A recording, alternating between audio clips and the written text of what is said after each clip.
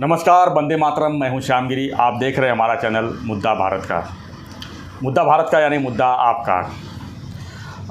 आज के हमारे मुद्दे में है बाला साहब ठाकरे जी को श्रद्धांजलि। जी हाँ, आज उनका 17 नवंबर के दिन आज उनका जो है पुण्यतिथि है। हम उनको श्रद्धांजलि देते हैं और उनको बारे में हम थोड़ा सा चर्चा करेंगे। हमारे साथ सहयोगी है दयानंद नेने जी। उनसे हम जानेंगे कि बाला साहब ठाकरे की जो यहाँ पर कार्यशैली और जो उनकी महानता थी उसके बारे में थोड़ा चर्चा करेंगे। और जो आज शिवसेना की जो स्थिति है उस पर आज बाला साहब होते तो उनके साथ वो क्या करते और क्या होता क्या नहीं होता, इसी पर हम चर्चा करेंगे। नेने साहब, आप थोड़ा सा बाला साहब ठाकरे जी के बारे में बताइए। आप उनके साथ में काफ़ी मिले हो, काफ़ी मिलना जुलना हुआ रहा है आपके साथ में, काफ़ी वो कुछ वार्तालाप भी हुई उस समय। तो किस तरह जानते हैं आप उनको, कैसे नेता थे और उनकी महानता के बारे में थोड़ा बताइए। क्योंकि उनकी एक आवाज़ से जो है मुंबई बंद हो जाती थी, जो आज मेरे ख्याल से किसी पार्टी में नहीं है, देखने को नहीं मिल रहा है। गिरी साहब, सबसे पहले जी, मेरी तरफ से बाला साहब ठाकरे जी को, हिंदू हृदय सम्राट बाला साहब ठाकरे जी को भावपूर्ण श्रद्धांजलि।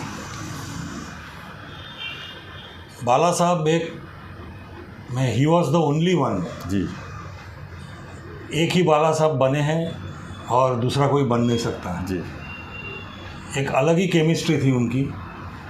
और आपने जो कहा वो बिल्कुल सही है कि उनके एक आवाज़ से मुंबई बंद हो जाती थी। और वो बंद सिर्फ डर की वजह से नहीं होती थी, प्यार की वजह से, इज्जत की वजह से, उनके बारे में जो लोगों के मन में रिस्पेक्ट था उसकी वजह से भी मुंबई वो बंद करवा सकते थे। और वो एक ऐसे आदमी थे जो अपने पूरी ज़िंदगी शान से जिए जी। जैसे। और सही में अगर हिंदू हृदय सम्राट का जो उनका दर्जा था, हाँ, उनको जो दर्जा दिया गया है हिंदू हृदय सम्राट का, तो विनायक राव दामोदर सावरकर जी के बाद वो दर्जा या वो ओहदा कि वो सब में सही हकदार बाला साहब ठाकरे थे। जी। नेने साहब, बताइए कि आज शिवसेना की जो स्थिति है, हालांकि उस बाला साहब थे तब भी शिवसेना टूटी थी, आज भी टूटी हुई है, बिखरी हुई है। तो दिखाया जाए तो जिस तरह से जो स्थिति हुई कुछ महीने पहले, आज अगर बाला साहब होते तो क्या वो स्थिति हो सकती थी, या होती तो क्या होता? ये सवाल का उत्तर सोचने के लिए अपने को थोड़ा पीछे जाना पड़ेगा। जी। बाला साहब ने जब शिवसेना बांधी, शिवसेना जब शुरू की, तो उस वक्त कम्युनिस्ट पार्टी का मुंबई पे काफ़ी कम्युनिस्ट पार्टी हावी थी। और ये जो पूरी लेबर क्लास जो थी, मिलों की लेबर क्लास जो थी, परेल, नायगांव, शिवड़ी, वो एरिया की, वो सारी कम्युनिस्ट पार्टी से जुड़ी हुई थी। और बाला साहब ने ये भी देखा कि जो वो परिसर में रहने वाले मराठी लोग थे, मराठी तरुण थे, उनको जल्दी नौकरियां नहीं मिलती थी, कारण जो भी थे, तो उनके लिए कुछ करना चाहिए। उन सन्स ऑफ द सॉइल जिसे कहते हैं, उनको नौकरी मिलनी चाहिए पहले। इसके लिए बाला साहब ने पहले शिवसेना शुरू की। उस वक्त शिवसेना की जो खासियत थी, बाला साहब ने जो शिवसेना शुरू की, वो बढ़ते गई, पॉलिटिकल पार्टी हो गई। पॉलिटिकल पार्टी के बाद उनका बम्बई में पहला मेयर हुआ। वहाँ से लेके 1990 तक का शिवसेना का जो प्रवास था, उसमें एक सबसे अहम बात जो शिवसेना में थी, वो जो भी कोई था शिवसेना में जी, बाला साहब से लेके छोटे कार्यकर्ता तक वो शिवसैनिक था। शिवसेना की सबसे बड़ी खासियत थी, और वो खासियत अभी सिर्फ राष्ट्रीय स्वयंसेवक संघ में है तब से, कि जो भी शिवसैनिक था वो एक दूसरे को पहले नाम से जाता था, जिसे सरनेम कहते हैं। जी। तो कोई किसी का सरनेम नहीं पूछता था। जो भी था, वो दयानंद था या तो श्याम था, गिरी है या तो नेने है या तो ब्राह्मण है या तो कोई और है, ये भाव किसी के मन में नहीं था। जो भी जातिवाद बिल्कुल नहीं था जी। और 1991 में भुजबल साहब जब पहली बार शिवसेना से बाहर निकले और शिवसेना पहली बार टूटी, तो उसके जो बोझी गई थी, वो मंडल कमीशन रिपोर्ट में थी। मंडल कमीशन रिपोर्ट ने जो जातिवाद को बढ़ावा दिया अपने देश में। बाला साहब को जातीयवाद बिल्कुल मंजूर नहीं था। उन्होंने मंडल कमीशन का खुल के विरोध किया, और वैसा खुल के विरोध करने वाले मेरे ख्याल से उस वक्त के वो एक ही नेता थे जिनमें उतनी जिगरी थी कि उन्होंने खुल के बोला कि मैं मंडल कमीशन का रिपोर्ट एक्सेप्ट नहीं करूँगा, क्योंकि मैं आदमी को आदमी के पहले नाम से जानता हूँ, मेरा शिवसैनिक सैनिक है उसके लिए जानता हूँ, ना कि वो किस कौन से जात का है या पात का है। तो उस वक्त भुजबल साहब मंडल कमीशन के फेवर में थे, और मनोहर जोशी जी और भुजबल साहब में जो पॉलिटिकल राइवलरी चल रही थी, वो पॉलिटिकल राइवलरी को लेके और भुजबल साहब की जो पर्सनल एम्बिशंस थी, उसकी वजह शिवसेना पहली बार टूटी। सर 1995 में सरकार बनी शिवसेना की, विधानसभा में पहली बार उनकी महाराष्ट्र सरकार में सरकार बनी। तो 1995 से लेकर 1999 तक जिस तरह से उन्होंने सरकार को चलाया, एक रिमोट की तरह चलाया, मनोहर जोशी भी मुख्यमंत्री बने, नारायण राणे भी मुख्यमंत्री बने, उस कार्यकाल को आप किस तरह जानते हैं आप? मुझे याद है 1994 का समय जी, जब 95 में इलेक्शंस आने वाले थे, और एक के बाद एक वारदातें जो हो रही थी कांग्रेस की शरद पवार जी के उस वक्त के कार्यकाल में, तो जनाधार शिवसेना भारतीय जनता पार्टी का बढ़ता दिख रहा था। गोपीनाथ मुंडे जी ने जो संघर्ष यात्रा निकाली, उसकी वजह से भारतीय जनता पार्टी भी सेंटर स्टेज में आ गई। प्रमोद महाजन जी के वक्तृत्व की वजह से और उनके नेतृत्व और संगठन कौशल्य की वजह से भारतीय जनता पार्टी बढ़ी। उन्होंने शिवसेना के साथ में जो गठबंधन किया भारतीय जनता पार्टी और शिवसेना का, वो हिंदुत्व के बेस के ऊपर गठबंधन किया, और मेरे ख्याल से गेम चेंजर महाराष्ट्र की पॉलिटिक्स में वो हुआ। और वो विजन था बाला साहेब ठाकरे का और प्रमोद महाजन जी का। और 1995 में स्थिति ऐसे आ गई कि महाराष्ट्र असेंबली में हंग असेंबली थी। शिवसेना और भारतीय जनता पार्टी के लगभग 130 के बाजू में विधायक चुन के आए थे, पूरी मेजॉरिटी नहीं थी, पर 40 अपक्ष आमदार चुन के आए थे, कांग्रेस के सभी थे वो। उन लोगों ने शिवसेना को और भारतीय जनता पार्टी सरकार को समर्थन दिया और पहली बार सरकार बनी। और मैं आपको एक किस्सा सुनाना चाहता हूँ। जब सरकार बनी, सारे नतीजे आ गए, और दोपहर के 3 बजे तक सारे नतीजे जब आ गए थे, शिवसेना भवन में प्रमोद महाजन जी थे, गोपीनाथ मुंडे जी थे, बाला साहब ठाकरे खुद आए बांद्रा से अपने घर से, उनके साथ में मनोहर जोशी थे, सुधीर जोशी थे, और उन्होंने कहा कि आज शाम को 6:30 बजे शपथ विधि हो जाएगा शिवसेना शिवाजी बाग पे। उस वक्त ना मोबाइल था, ना कम्युनिकेशन के साधन इतने अच्छे थे, पर फ़ोन बहुत कम लोगों के पास था। पर जो भावना थी, और ये जो टीवी का जो चैनल कुछ जो थे उतने, और रेडियो पे से जब न्यूज़ गई कि आज शाम को 6-6:30 बजे शिवाजी बाग पे उनका शपथ विधि होने वाला है, और शाम को हम जब पहुँचे, मैं मीडिया को लेके गया था, प्रेस लाउंज में हम बैठे थे, खचाखच शिवाजी बाग भरा हुआ था। क्या बात है। और वो खचाखच भरा हुआ शिवाजी बाग जब बाला साहब स्टेज पे आए और उन्होंने देखा, उनकी आंख में आनंद आंसू थे, खुशी के आंसू थे, और वो बोल नहीं पा रहे थे। उन्होंने कहा, एक जो उनका वाक्य था मेरे दिल पे लिखा गया, उन्होंने कहा कि मैं सपने में तो नहीं हूँ ना। और उस वक्त उन्होंने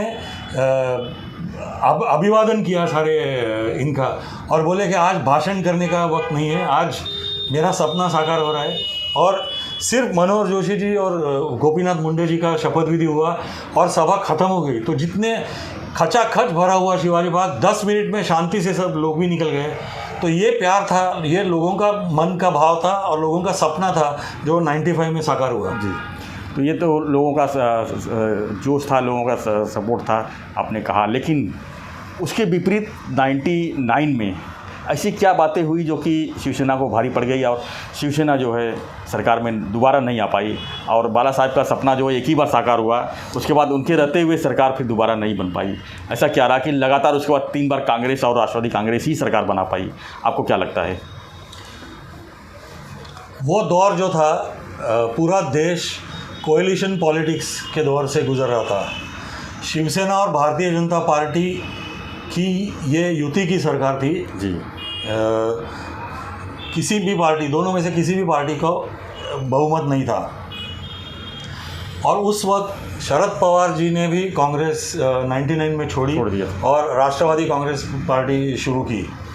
तो सबसे पहले बात हो गई, जो 40 मतलब अपक्ष चुन के आए थे कांग्रेस टूटी थी 99 में, उसका भी फायदा जो है ये नहीं उठा पाए।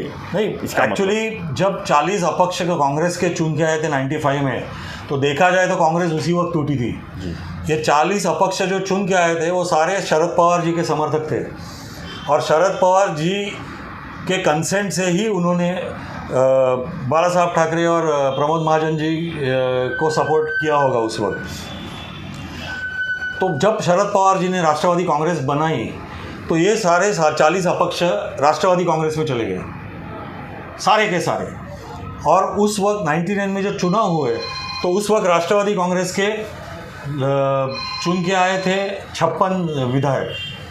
तो ये 40 और दूसरे उनके जो भी समर्थक चुन के आए होंगे, ये कुल मिला के मतलब 40 अपक्ष जो शिवसेना भाजपा के सरकार को समर्थन दे रहे थे, वो उस वक्त भी अपक्ष नाम पे लिए थे, वो ओरिजिनली देवर कांग्रेसमैन। और दूसरी बात, मनोहर जोशी को बदली करके जब 6 महीने बचे थे, नारायण राणे को उन्होंने लाया। उसके ऊपर मैं ज़्यादा, क्योंकि अभी वो विषय नहीं है करके मैं ज़्यादा बात नहीं करूँगा। पर और एक बात अहम जो थी कि भारतीय जनता पार्टी के नेता जो थे गोपीनाथ मुंडे जी, तो उनका भी एम्बिशन था, उन्हें भी मुख्यमंत्री बनना था।